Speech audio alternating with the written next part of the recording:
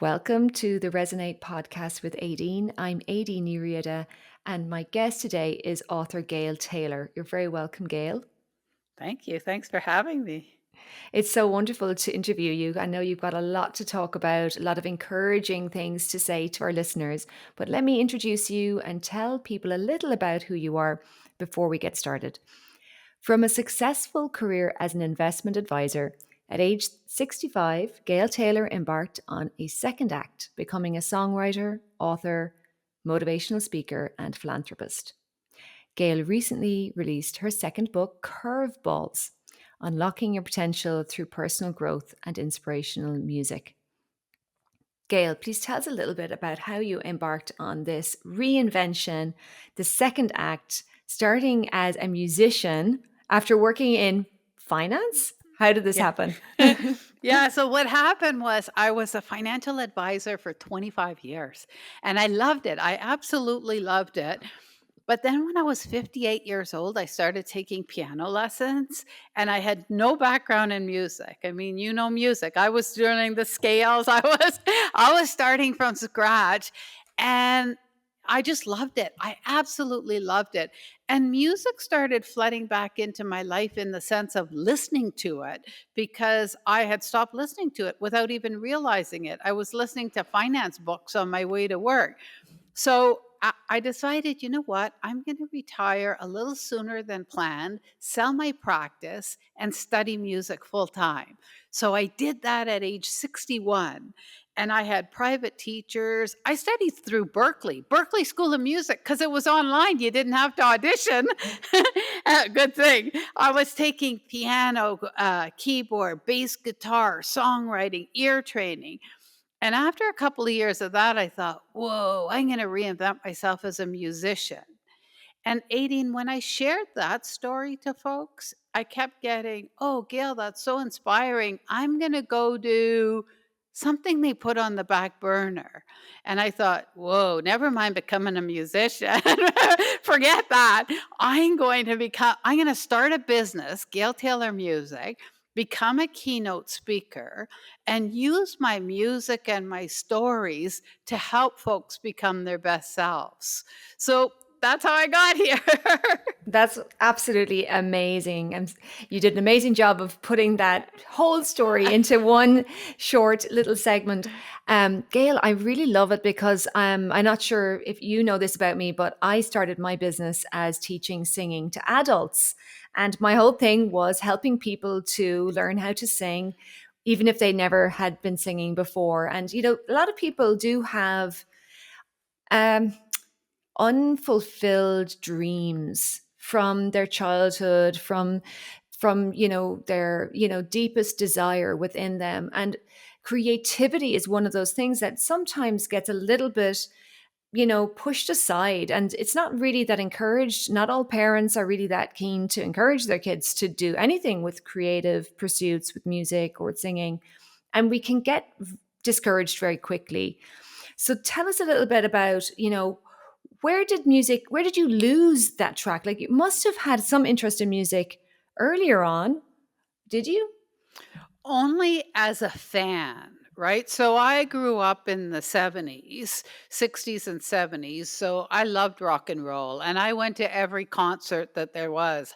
I went to see the Stones, Alice Cooper, Def Leppard, Led Zeppelin. Like I was at every concert. So yes, I did love music, but I had no training and no knowledge. And singing was one of the things that I took singing lessons. And it's interesting what you just shared because my singing teacher, same as you, was teaching adults that it was new to them. And then when it came recital time, they didn't want to go on stage. But what happened was, and this is what I talk about in Curveballs, developing your self confidence and being able to uh, get up on that stage and enjoy yourself at whatever level you're at. You don't have to be at the level of the top student or at the level of the teacher. You're at your level. And so I'd get up on stage and I'd do songs like Blue Suede Shoes by Elvis Presley.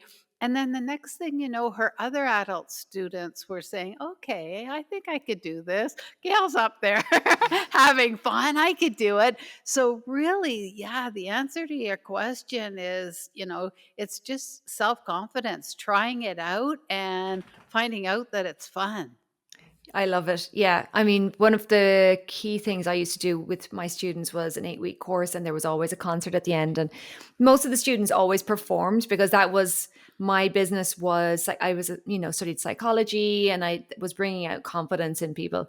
But the thing that I think a lot of adults forget is that you don't have to be good at something quickly. And as children, we're willing to make mistakes. We're willing to kind of get into the sandbox and make a crappy sandcastle and have fun doing it until we make a better one.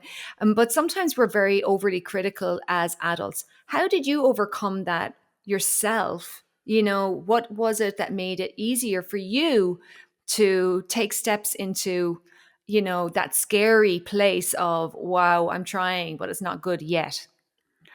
I'd say it was about accepting where I was at. Not like sometimes we get in our heads and we think, okay, this is my goal. I want to be at that level. Well, you're not at that level. So enjoy the journey. Accept the level that you're at right now and play at that level.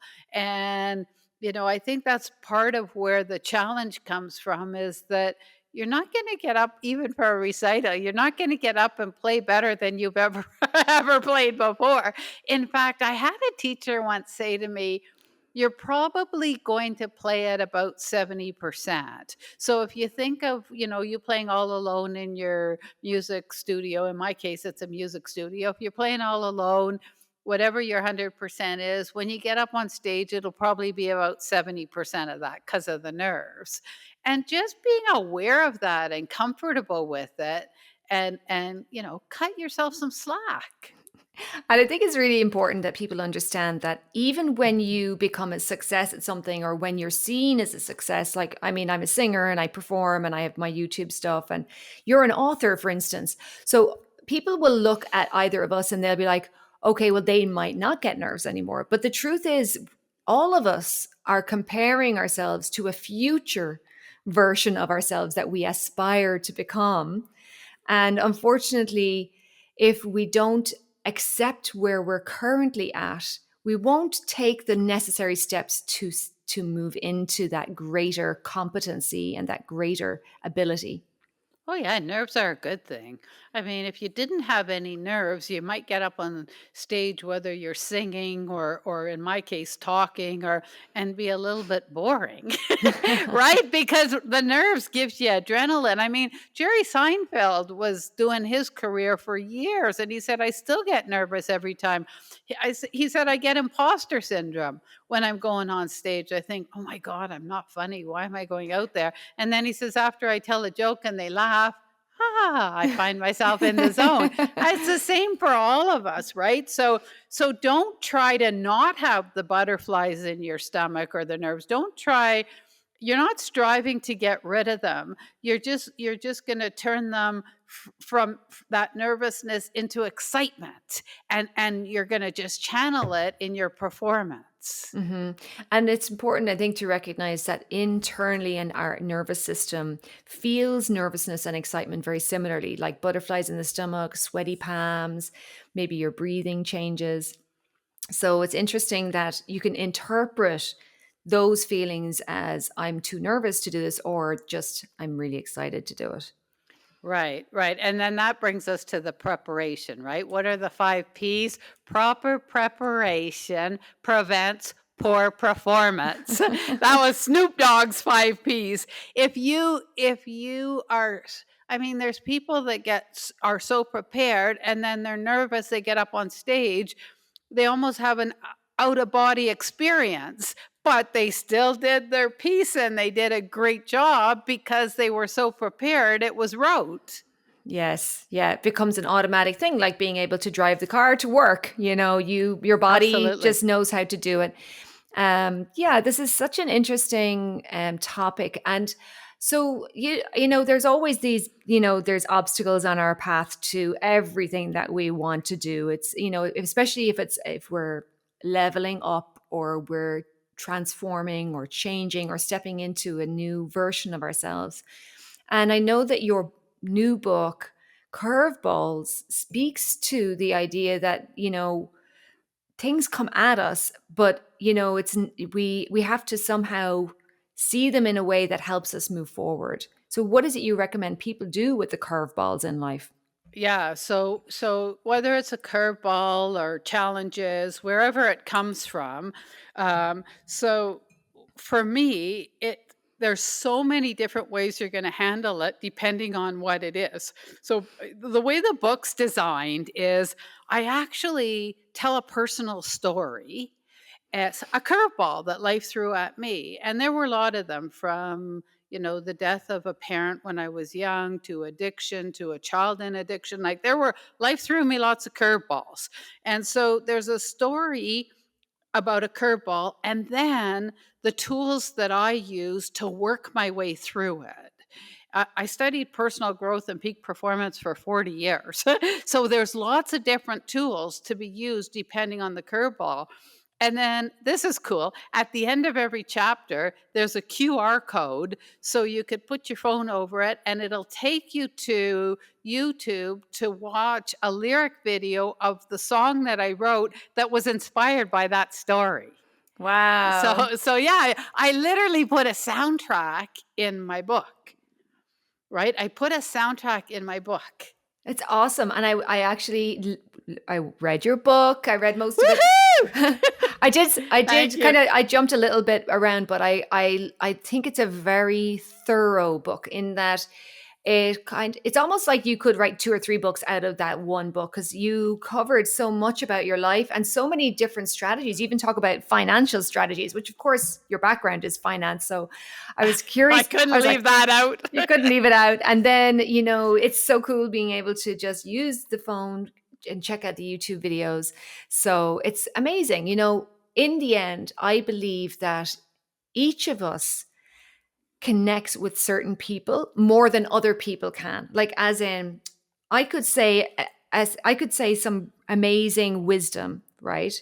And then you'll come on and you might say something very similar, but the person who gets it from Gail, that needs it from Gail, is going to have it sink in. And I feel like you're important because you say it in your way. And each person listening to the podcast has other things that they have, that they're wise about, that they understand. And we need to be careful that we value the things we know, we value the journey we've been on. And what would you say to people that feel like their journey isn't important? Oh, there's no such thing. Everybody's journey is equally important, and how you move it in the direction that you want it to be in. I mean, that's the first step. Like, what do you want? And then use your imagination. I mean, look at, so, you know, we're talking about me and music, and I have a catalog of 18 songs, and they're on Spotify and Apple and YouTube. And I'm not even a musician. I'm not your traditional musician. What I do is I write the song, I co write with a friend, we do a demo. I hire a music studio down in Nashville and they record it for me. I hire a vocalist. So, you know, technology right now is so amazing that I don't have to send my song to a record label or to an existing artist. And if they don't like it, it sits in a file. I can bring it to life myself. And that's how I answer your question is, you know, think out of the box. Just wherever you are on your journey is where you're supposed to be. Just look at, where do you want to go, and start creating it. I love this. Guys, listen to this carefully. Wherever you are right now, it's where you're supposed to be. You're exactly where you're meant to be right now. And that is just the most important thing. If we can accept that we're exactly where we're meant to be, we will be practical, pragmatic, we will take it on, and we'll stop having that, monkey mind, complaining about circumstances. Because in the end, I think we are all dealing with circumstances, and the circumstances of our lives can sometimes, they're like a roadblock, they're like a brick wall in front of us. um, you mentioned earlier before we started that it's not so much the curveball that comes your way, it's how you handle that.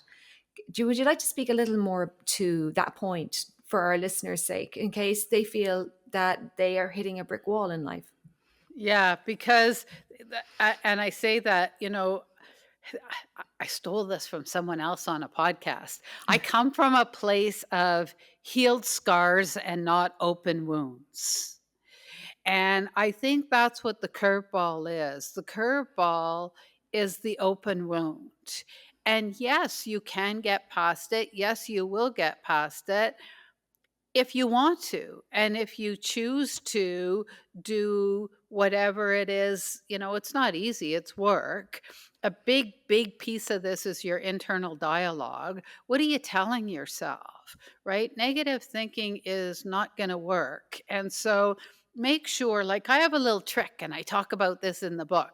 If you're telling yourself, oh yeah, but I'm traumatized because of this, that, and the other thing, and so I'll never be able to, garbage in, garbage out. That's what I use as my mantra. Garbage in, garbage out. And then I frame it and say, wow, I just experienced a real curveball. I wonder what I could do with it to create the journey I want to create.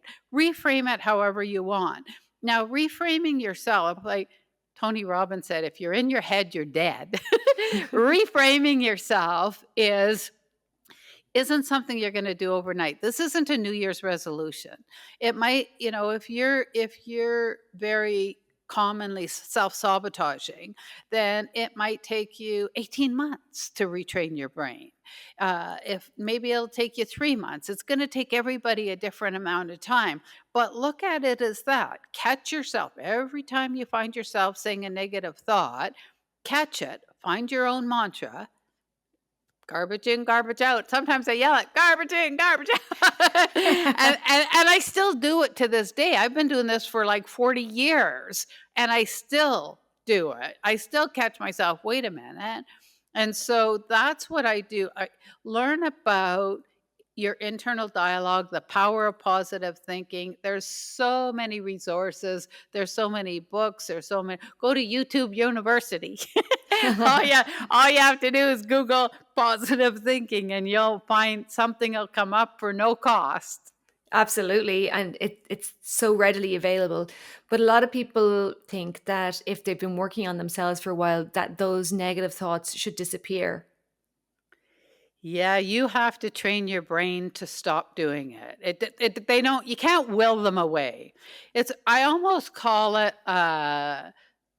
self hypnosis, right? You're training your brain and then your subconscious mind to create the life you want to create and not the one that was thrown at you through external forces.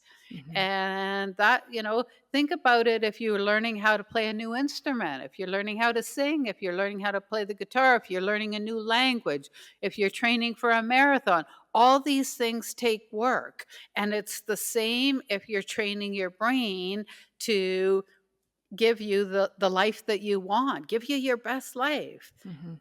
I mean, if I could do it, anybody could do it. Yay. I think when kids need a lot of, support and encouragement, and apparently you have to say seven things that are positive to every one negative thing. And one of the things I feel like I've had to do for myself is almost self-parent, and to understand that, yeah, I might have a bad day, but it's my job then to also give myself a pat on the back, or encourage myself. And in my mind I'm saying, yeah, but maybe it is possible, or I don't know how it's going to work out, but I have faith that it will. So I think, listeners, if you're listening right now and you are telling yourself good things, keep doing that, because we need that positive reinforcement, and we don't always get it from the people around us. Gail, what would you say to people who feel like they're being inundated by negativity all the time? I think that they're being I think it's oh, this is a perfect question for me because I get that all the time from folks with social media. "Oh, I gotta stay away from social media. It's so negative and it brings down my mood." And I'm there, "Whoa, wait a minute. My social media is makes me laugh and smile, and I get all these positive comments, and, it's just so it's the algorithm. It's what you engage in. So if you're engaging in posts and reels that are all uplifting and about making the world a better place, then guess what? That's what the algorithm's going to feed back to you. So just be careful that you're not engaging in the negativeness that you're trying to get rid of, because I don't get it, folks. I don't get it at all. And I have a similar experience myself in that, well, I don't spend a ton of time on social media, but it is generally stuff that I want to see. Now, don't forget, guys, that you can unfollow, you can say hide the post, make sure that you do that kind of thing, and don't comment on anything that you don't want to be seeing more of. Sometimes we get caught in this, oh no, Exactly. this, post I don't like, I better say something like, to offset the negativity, but actually that will bring more of that kind of post into your feed as well. Exactly. That's really great advice. Thank you so much, Gail. Gail, did you have a lot of support along your journey, or did you find that people misunderstood what you were doing as well? Um, I I had both. I had both. I was a little bit of a misfit, but part of it was because my dad died when I was 12, and I dealt with it with drugs and alcohol. So I was in active addiction for a lot of years. And back to the comment that you just made about having a bad day, one of my theories is don't have too many of those bad days. Make sure that you take whatever it is you do for a living and line it up with passion and purpose. It's not that hard to do. It's really important to have a job that you like, so that at the end of the day when you go home, you're walking in the house to your family with a smile on your face and a giggle, right? Honey, I'm home and I had a good day. And I think it's so important in our society. We settle a lot. And I say, don't settle. Find a job that you love, and there's not limited jobs out there. Because if you sit down and say, okay, I love animals, then you could go work at a vet, or you could find a job that lines up with being with animals. One of the examples of this that I give in my book, and you probably remember this, is my son, because he works in pest control and he loves his job. And I'm there, how could you love your job? And he said, Mom, I knock on the door and the person that answers is really stressed out and they're all upset because something's invading their home. It's cockroaches or bed bugs or something. And I explained to them, hey, don't worry. You're going to go out for 4 hours. This is what I'm going to do, how I'm going to treat your home. And when you come home, you'll have your home back and your peace of mind. And, I listened to him share that. And I mean, that job would be my worst nightmare. I don't want to be anywhere near cockroaches or bed bugs, but he loves it. And that's the point I'm trying to make. Find something to do that gives you your purpose and passion. And no, when I was growing up, I didn't have, my mom struggled. She had 6 kids and my dad died when she was in her 30s. So, she was working to keep us together and off of welfare. So, smiling at us and saying, "Good girl." What wasn't, it wasn't in her wheelhouse, but she was a positive person. She was an amazing person. It was just the curveball. Hmm. Yeah, and I think life isn't a simple thing. It is a series of lessons, I guess. And it took me a long time to realize that. Actually, I had a lot of anger about my own life, and I didn't have a lot of really terrible things happening, but I also had this wish to sing, and I didn't get my chance to do that until a little bit later in life as well. I didn't When I was in my 20s, someone asked me, "What's your dream?" And I said, "Well, my dream is to be a singer, but I can't do that." And luckily, I had just been at a training, mind training, kind of NLP, um, training workshop, and I understood that I was telling myself I can't do that. So therefore, if my brain could at least come around to I can do that, I'd have a chance. And it has been an amazing journey. And now I help other people to fulfill their dreams with my work. So it's a great privilege to come out the other end, um, and know that your journey can be something you'll share to support and inspire others. Yeah, yeah, and your NLP, for those that don't know, it's neuro linguistic programming, and it fits into that training your brain category 100%. Yes, I know. I think that there's a huge power in words. So, when we say, I can become a singer, or I'm willing to try to become a singer, the way we put it, like the words that we use, will really, they affect how we respond. So, we need to find ways to use our words that will be more supportive, instead of I actually, what I like to say is it helpful or unhelpful? So if a Right. phrase or a word is helpful to me, great. If it's not helpful, find it more helpful one, because life is too short to go around struggling with the words we're saying in our heads. Yeah, yeah. And in the genre of peak performance, they often say, tell yourself you already have what it is that you want so that you're not always in the journey of going after it, right? Hmm. I'm going to be a badeep badeep. Well, if your subconscious mind gets the message that you're going to be, you're always going to be. It's like tomorrow never comes. So so maybe I am, right? I Yes. am a badeep badeep, and then each day you're doing something to bring that more to the front. Absolutely. There's a fantastic book called Creative Visualization by Shakti Okay. Gowan. I highly recommend that one. But of course, I also highly recommend Gail's book, Curveballs. Thank And you. how much better it is to kind of to buy a book from someone that you've heard them in conversation. And it's such a pleasure to get to know you, Gail.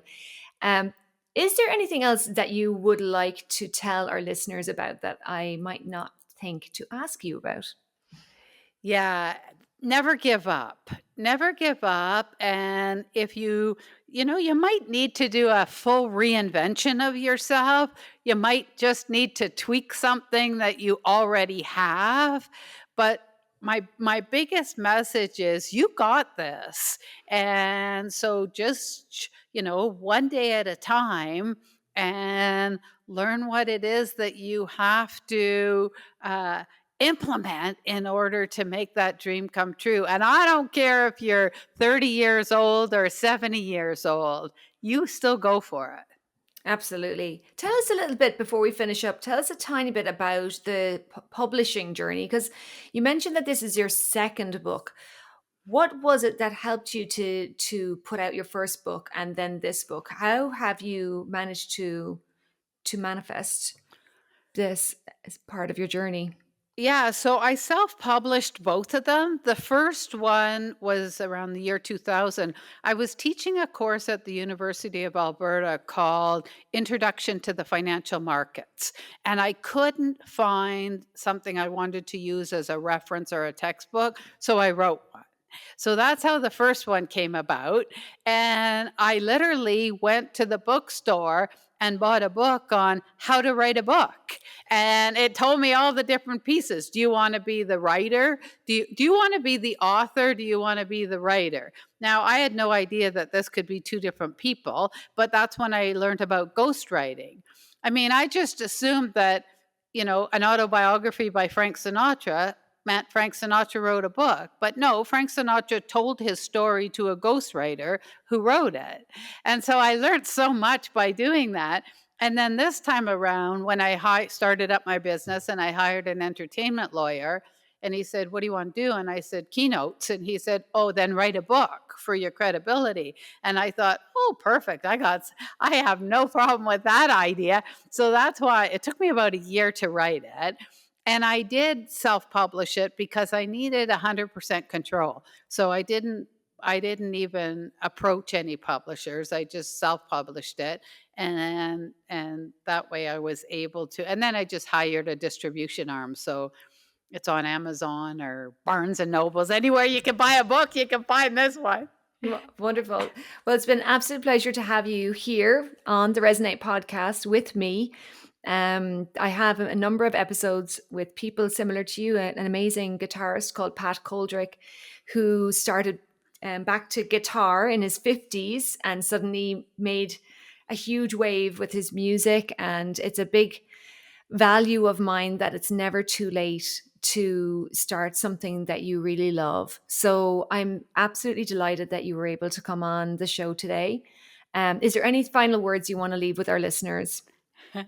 No, just that I'm honored to have been here. And yeah, yeah, I'm really, really enjoying. You're good at your job.